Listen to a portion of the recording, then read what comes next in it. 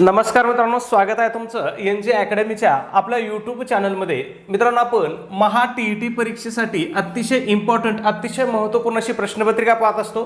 याच्यामध्ये आपण काय करत असतो तर आतापर्यंत विचारलेले जी काही TET परीक्षा आहेत किंवा आतापर्यंत झालेल्या ज्या काही TET परीक्षा आहेत त्याच्यामध्ये विचारलेले प्रश्न पाहत असतो, म्हणजेच PYQ पाहत असतो. PYQ म्हणजे प्रिव्हियस इयर क्वेश्चन पेपर या ठिकाणी आपण पाहत असतो. ठीक आहे, मग आजचा आपला विषय कोणता आहे तर शैक्षणिक मानसशास्त्र किंवा बालमानसशास्त्र हा आपला विषय आहे.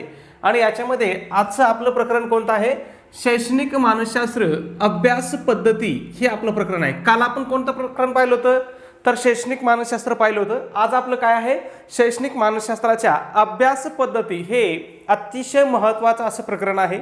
मग या ठिकाणी आपला पहिला प्रश्न बघा, प्रायोगिक पद्धतीत ज्याच्यावर प्रयोग केला जातो त्याला काय म्हणतात. आता काय विचारलं आपल्याला, सरळ सरळ विचारलंय की प्रायोगिक पद्धतीमध्ये ज्याच्यावर प्रयोग केला जातो त्याला काय म्हणतात. मग बघा, प्रयोगकर्ता, प्रयुक्त, नियंत्रक आणि निरीक्षक. तर यापैकी ज्याच्यावरती प्रयोग केला जातो त्याला काय म्हणतात, प्रयुक्त म्हणतात. ठीक आहे, लक्षात ठेवायचं, ज्याच्यावरती प्रयोग केला जातो त्याला काय म्हणतात, प्रयुक्त म्हणतात. मग बघा, ज्या व्यक्तीच्या वर्तनाचा अभ्यास प्रयोगाद्वारे केला जातो त्या मानसशास्त्रीय भाषेत काय म्हणतात, प्रयुक्त म्हणतात. आणि इंग्लिशमध्ये त्यालाच काय म्हणतात, सब्जेक्ट म्हणतात. ठीक आहे, त्याच्यानंतर प्रयोगकर्ता कोणाला म्हणतात बघा, इथं ऑप्शन आहे प्रयोगकर्ता. तर जो व्यक्ती प्रयोग घडवून आणतो किंवा प्रयोगाचे संचालन करतो त्याला काय म्हणतात, प्रयोगकर्ता म्हणतात. मग दोन्ही मधला फरक लक्षात ठेवा. प्रयुक्त म्हणजे कोण, ज्याच्यावरती प्रयोग केला जातो त्याला काय म्हणतात, प्रयुक्त. आणि प्रयोगकर्ता म्हणजे कोण तर जो प्रयोग करतोय तो कोण आहे, किंवा जो त्या प्रयोगाचं संचालन करतोय, नियंत्रण करतोय तो कोण आहे असतो, प्रयोगकर्ता असतो. आणि प्रयोगकर्ता आणि प्रयुक्त हे कोणत्या पद्धतीमध्ये असतात तर हे प्रायोगिक पद्धतीमध्ये असतात. कोणत्या पद्धतीमध्ये असतात, प्रायोगिक पद्धतीमध्ये. त्याच्यामध्ये याच्यामध्ये अजून एक व्यक्ती असतो तो म्हणजे निरीक्षक असतो. निरीक्षकाचं काम काय असतं बघा, प्रयोगादरम्यान घडणाऱ्या घटनांची किंवा बदलांची नोंद घेण्याचं काम कोणाचं असतं, निरीक्षकाचं असतं. किंवा जो या प्रयोगादरम्यान घडणाऱ्या घटनांची किंवा बदलांची नोंद करतो त्याला कोण म्हणतात, निरीक्षक म्हणतात. ठीक आहे, मग या तिन्ही संकल्पना तुम्हाला लक्षात ठेवायच्यात. प्रयोगकर्ता जो प्रयोग करतो तो, प्रयुक्त ज्याच्यावरती प्रयोग केला जातो तो, आणि निरीक्षक कोण असतो तर त्या प्रयोगादरम्यान जो कोणी नोंदी ठेवण्याचं काम करतो त्याला काय म्हणतात, निरीक्षक म्हणतात. ठीक आहे, तिन्ही संकल्पना आपल्या काय झाल्या या ठिकाणी स्पष्ट झालेल्या आहेत. जाऊया आपल्या पुढच्या प्रश्नाकडे. प्रश्न क्रमांक 2, एकाच व्यक्तीचा सखोल अभ्यास करण्यासाठी खालीलपैकी कोणती पद्धत सर्वात उपयुक्त. आता काय सांगितलंय, एकाच व्यक्तीचा अभ्यास कसा करायचा आहे, सखोल अभ्यास करायचा आहे. आणि मग तो सखोल अभ्यास करण्यासाठी खालीलपैकी कोणती पद्धत उपयुक्त असं विचारले. मग बघा, सर्वेक्षण पद्धत, प्रायोगिक पद्धत, व्यक्ती इतिहास पद्धत आणि सांख्यिकी पद्धत.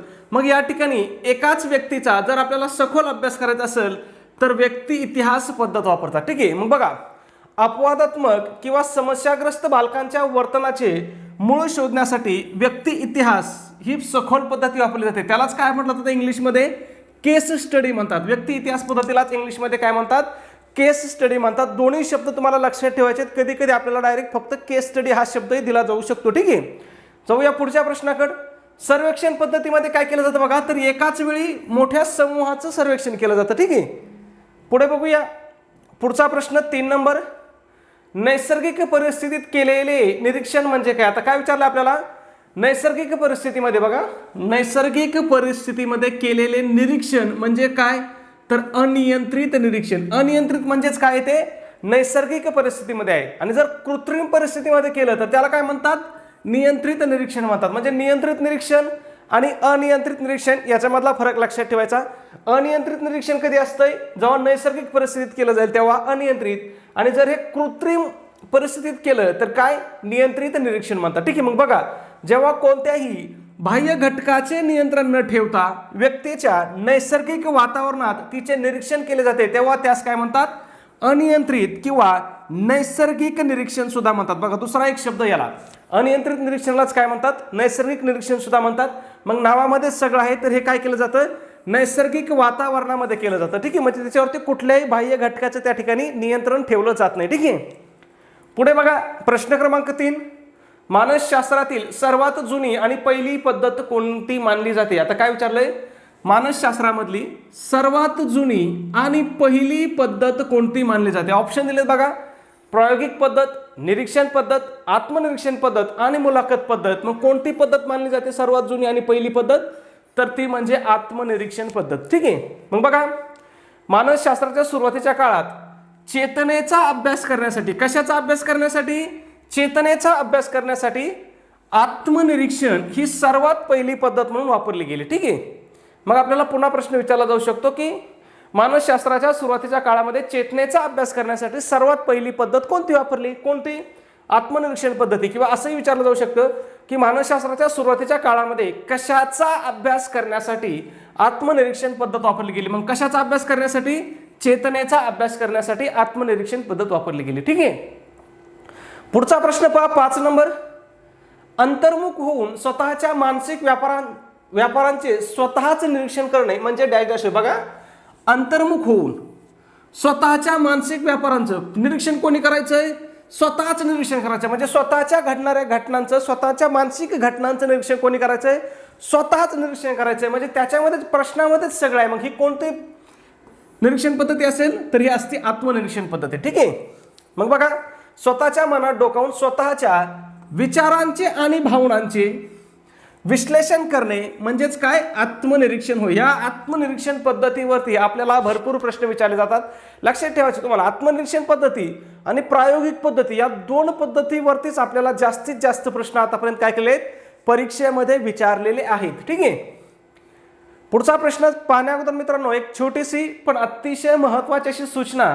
आपण महा टीईटी परीक्षेसाठी मित्रांनो अतिशय इम्पॉर्टंट, अतिशय महत्त्वपूर्ण अशी टेस्ट सिरीज या ठिकाणी सुरू केलेली आहे. बघा, आपल्या टेस्ट सिरीजचं वैशिष्ट्य आहे की ही तुमच्या महा टीईटीच्या संपूर्ण अभ्यासक्रमावर आधारित अशी आपली टेस्ट सिरीज असणार आहे. मग या टेस्ट सिरीजमध्ये तुम्हाला काय भेटेल? तर 10 टेस्ट पेपर भेटतील. त्याचबरोबर तुम्हाला आतापर्यंत झालेल्या टीईटीच्या सर्व प्रश्नपत्रिका भेटतील. आणि या सर्व प्रश्नपत्रिका तुम्हाला कशा भेटतील? तर त्या उत्तरासहित भेटतील. म्हणजे उत्तर सूची सुद्धा तुम्हाला त्या ठिकाणी प्रश्नपत्रिकेची भेटून जाईल. ठीक आहे. म्हणजे तुम्हाला याला त्याला दुसऱ्या कोणाला उत्तर विचारण्याची गरज लागणार नाही. तर त्या प्रश्नपत्रिकेसोबतच काय राहील? त्याची उत्तर सूची राहील. प्रश्नपत्रिका कोणत्या पेपरच्या राहतील? आतापर्यंत सगळ्या झालेल्या पेपर 1च्या पण असतील आणि पेपर 2च्या पण असतील. कधीपासून टीईटी परीक्षा सुरू झालेली आहे? तर 2013 पासून. मग 2013 पासून आतापर्यंत झालेल्या सगळ्या पेपर 1 आणि पेपर 2च्या सगळ्या प्रश्नपत्रिका तुम्हाला पाठवल्या जातील. त्या सुद्धा कशा पाठवल्या जातील? तर उत्तर सूचीसहित पाठवल्या जातील. ठीक आहे. त्याचबरोबर यावरती आपण तुम्हाला फ्रीमध्ये अतिशय IMP अशा नोट्स सुद्धा देत आहोत. मग यामध्ये कोणकोणत्या विषयाच्या नोट्स असतील पहा. मराठी असेल, हिंदी किंवा इंग्रजी असेल, तुमचा जो काही विषय असेल त्याचा. त्याचबरोबर मानसशास्त्राच्या सुद्धा अतिशय IMP नोट्स आहेत. एवढ्या IMP, एवढ्या इम्पॉर्टंट नोट्स आहेत मित्रांनो मानसशास्त्राच्या की 30 पैकी कमीत कमी 25 प्रश्न हे 100% आपल्या नोट्समधून काय केले जाणार? विचारले जाणार. ठीक आहे. त्याचबरोबर इतिहास आहे, भूगोल आहे, गणित बुद्धिमत्ता आहे, ह्या सगळ्या विषयाच्या अतिशय इम्पॉर्टंट, अतिशय महत्त्वपूर्ण नोट्स तुम्हाला त्या ठिकाणी दिल्या जातील. ठीक आहे. त्याचबरोबर तुम्हाला माहिती आहे टीईटी परीक्षेमध्ये जे शालेय पुस्तकं आहेत इयत्ता 4थी ते इयत्ता 8वी पर्यंतचे, या पुस्तकावरती सुद्धा काय केलं जातं? भरपूर सारे प्रश्न विचारले जातात. मग या सगळ्या पुस्तकांच्या नोट्स सुद्धा तुम्हाला प्रोव्हाइड केल्या जातील. ठीक आहे. मग इतिहास असेल, भूगोल असेल, राज्यशास्त्र असेल, विज्ञान असेल, ह्या सगळ्या विषयाच्या. आता तुम्हाला माहिती आहे, समजा तुमचा पेपर 1 आहे. मग पेपर 1ला जो परिसर अभ्यास आहे, ह्या परिसर अभ्यासामध्ये 30 पैकी 25 प्रश्न काय असतात? 4थी ते 8वीच्या पुस्तकामधले असतात. किती प्रश्न? 25 प्रश्न. किती पैकी? 30 पैकी. मग बघा, इतिहास आता समजा जर आपण 4थीचा इतिहास पाहिला तर 2 ते 3 प्रश्न 4थीच्या इतिहास म्हणून असतात, 2 ते 3 प्रश्न 4थीच्या भूगोलमध्ये असतात. मग 5वीच्यातून काय असतात? 6वीच्यातून काय असतात? 7वी 8वी असं 6वी ते 8वी पर्यंत तुम्हाला 30 पैकी किती प्रश्न असतात? 25 प्रश्न असतात. आणि ज्यांचा पेपर 2 आहे आणि ज्यांचा विषय कोणता आहे? समाजशास्त्र आहे. ठीक आहे. ज्यांचा पेपर 2ला समाजशास्त्र आहे त्यांना सुद्धा 60 पैकी 50 प्रश्न हे काय असतात? 4थी ते 8वीच्या पुस्तकामधलेच असतात. मग इतिहास असेल, भूगोल असेल किंवा राज्यशास्त्र असेल, या तिन्ही विषयामध्ये मिळून काय असतात? एवढे प्रश्न असतात. आणि ज्यांचा पेपर 2ला विज्ञान आहे त्यांना सुद्धा विज्ञानमधल्या 30 पैकी 25 प्रश्न हे काय असतात? 4थी ते 8वीच्या विज्ञानमधले असतात. मग ठीक आहे. मग या सगळ्या नोट्स आपण तुम्हाला काय करतो? या ठिकाणी प्रोव्हाइड करतो किंवा पाठवून देतो. ठीक आहे. मग तुम्ही फक्त परीक्षेला जाण्यापूर्वी यांचाच जर अभ्यास केला तरी तुम्ही परीक्षेमध्ये किती मार्क घेऊ शकता? तर 100 पेक्षा जास्त मार्क या ठिकाणी तुम्ही सहज घेऊ शकता. ठीक आहे. मग याची किंमत किती मित्रांनो? तर फक्त 200 रुपये किंमत आहे. किती किंमत आहे? फक्त 200. पण त्याच्यामध्ये सुद्धा आपली ऑफर चालू आहे. आणि जर तुम्ही ऑफरनुसार जर आज जर तुम्ही टेस्ट सिरीज घेतली आपली तर ही तुम्हाला फक्त आणि फक्त किती रुपयाला भेटणार आहे? 139 रुपयाला भेटणार आहे. ठीक आहे, किती रुपयाला भेटणार आहे? 139. मग हे 139 रुपये तुम्हाला कुठं पाठवायचे आहेत? तुमच्याकडे गुगल पे असेल, फोन पे असेल, त्या ठिकाणी आपला नंबर आहे 9689141630.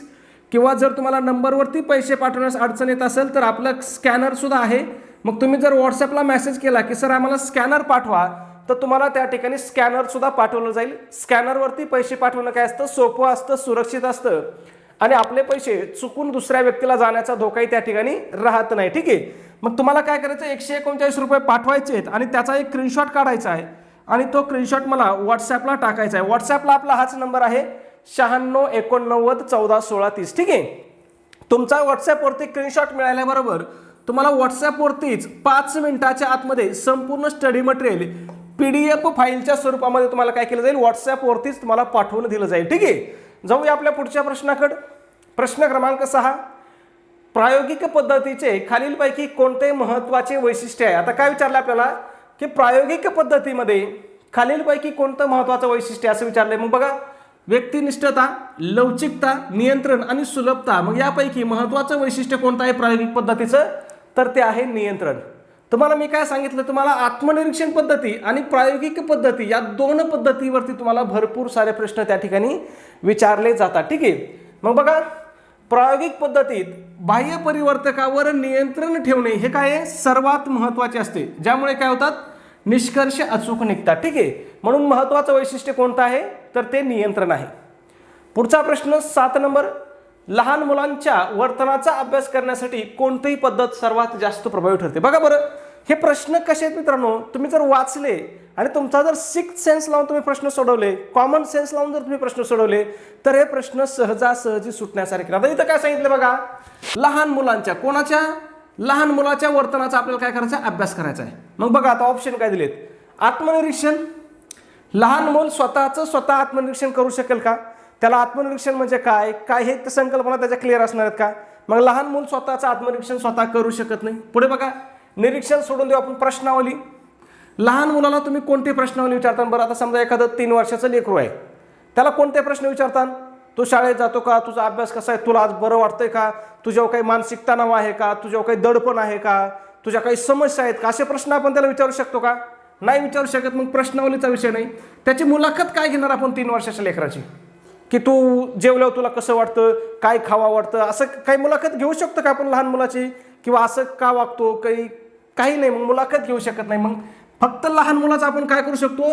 निरीक्षण करू शकतो की बाबा हा असा का वागतोय. ठीक आहे, त्याचं आपण काय करू शकतो?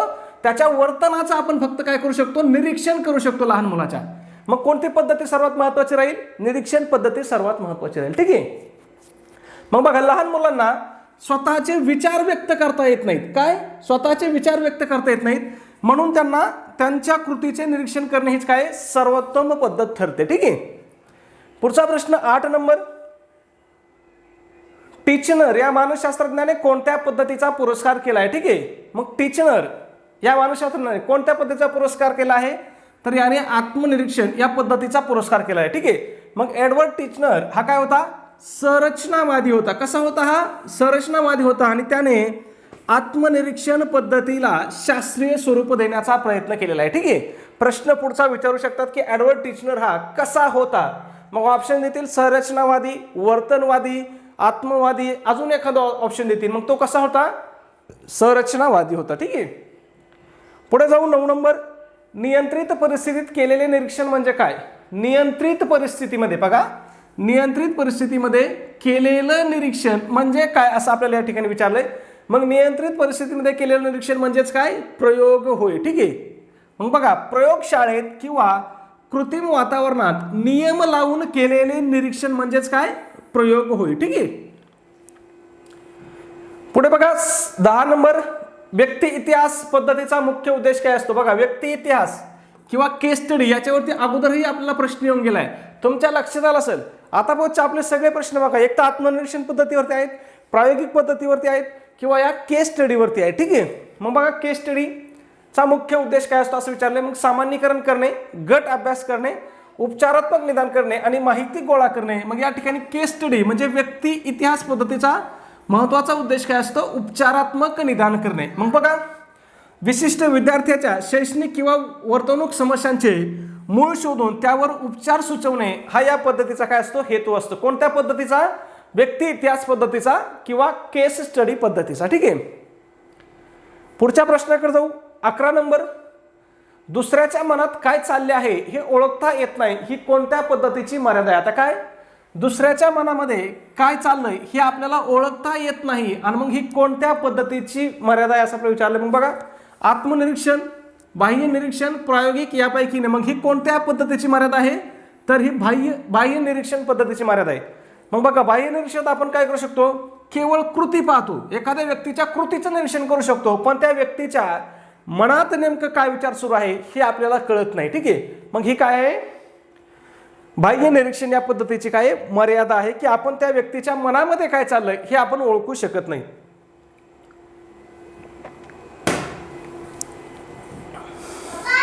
पुढचा प्रश्न आहे आपला 12 नंबर, प्रयोग पद्धतीत किती प्रकारचे गट असतात? बघा, पुन्हा प्रश्न कशावरती विचारलाय?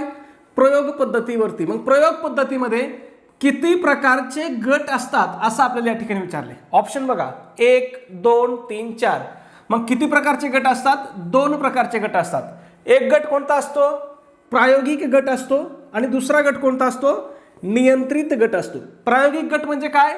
तर ज्यावर प्रक्रिया केली जाते तो गट असतो प्रायोगिक, आणि ज्यावरती प्रक्रिया केली जात नाही तो गट काय असतो? नियंत्रित गट असतो. ठीक आहे, पुढे बघा 13 नंबर, वर्तनवादाने कोणत्या पद्धतीला मानसशास्त्रातून बाद ठरवले? वर्तनवादाने, वर्तनवाद म्हटलं की तुमच्या डोळ्यासमोर कोण आलं पाहिजे?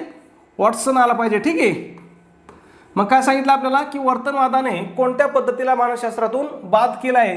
मग त्यांनी जी मानसशास्त्राची पहिली पद्धती होती आत्मनिरीक्षण, या पद्धतीला काय केलेलं आहे? बाद केलेला आहे. ठीक आहे, जे.बी. वॉटसन, हे झालं, हे काय आहे? वॉटसन आहे. ठीक आहे, वॉटसन याने आत्मनिरीक्षण ही पद्धती व्यक्तिनिष्ठ आणि अशास्त्रीय असल्याचे सांगून, बघा, अशास्त्रीय त्याचबरोबर काय आहे? व्यक्तिनिष्ठ आहे म्हणून काय केला? तिचा त्याग केलेला आहे.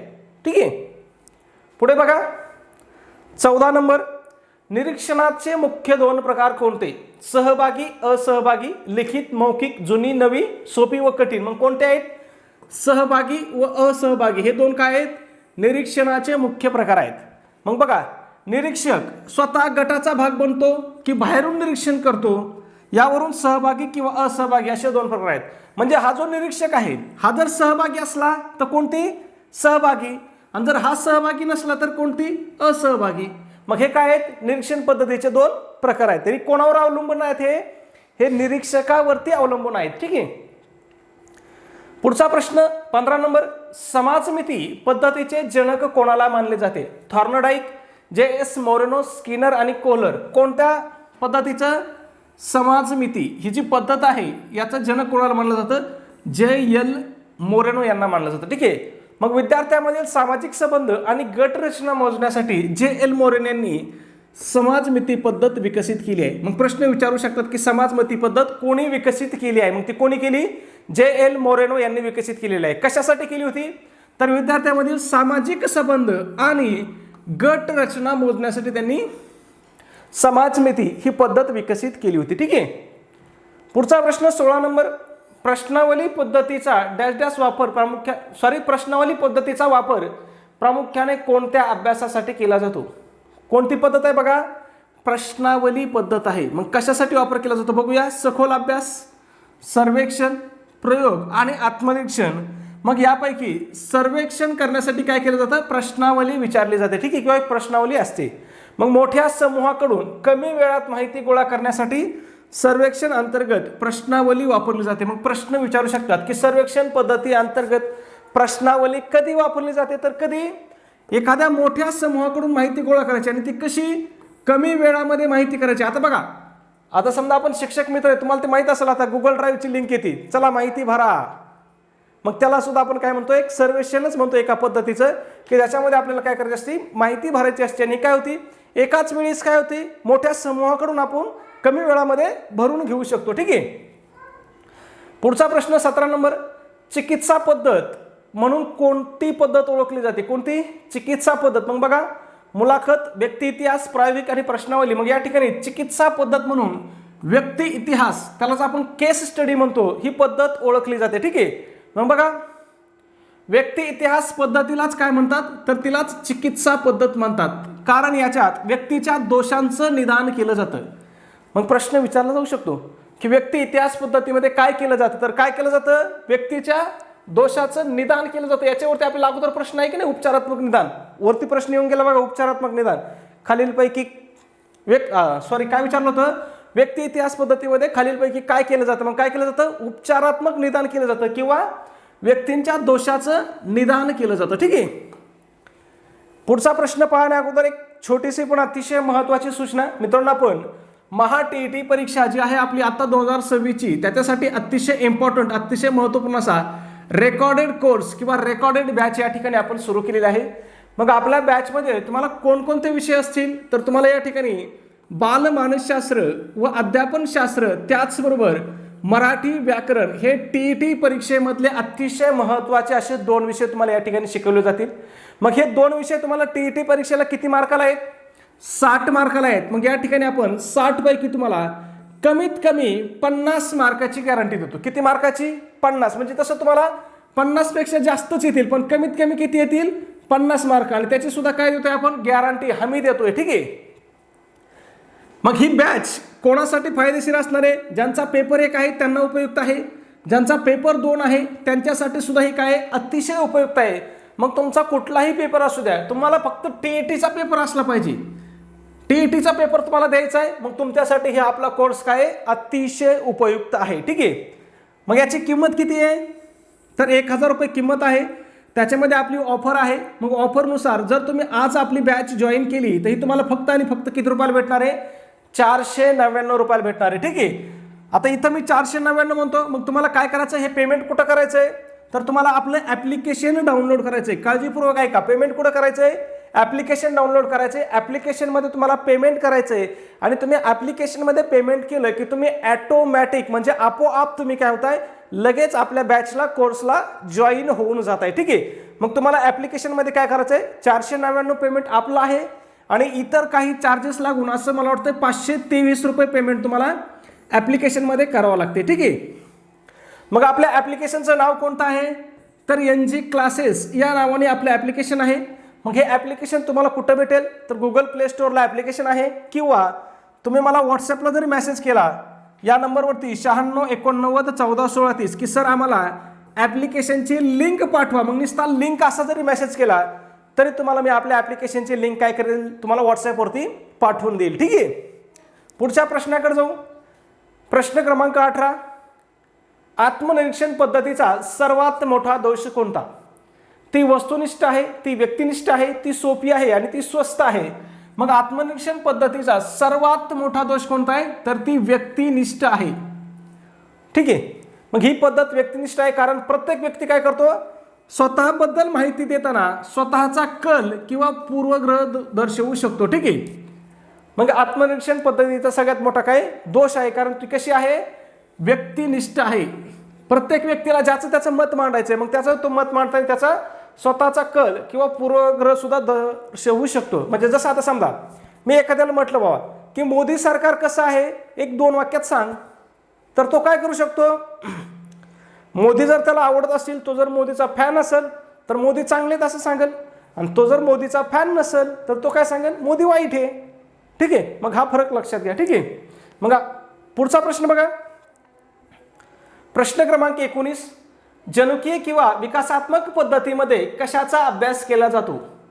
जनुकीय किंवा विकासात्मक पद्धती, बघा जनुकीय किंवा विकासात्मक पद्धतीमध्ये कशाचा, मग कशाचा, तर याच्यामध्ये बालकाच्या विकासक्रमाचा अभ्यास केला जातो. मग बघा, बालकाच्या जन्मापासून ते प्रौढ अवस्थेपर्यंत होणाऱ्या टप्प्याटप्प्याने होणाऱ्या विकासाचा अभ्यास याच्यामध्ये केला जातो. कशामध्ये, जनुकीय किंवा विकासात्मक पद्धतीमध्ये. ठीक आहे.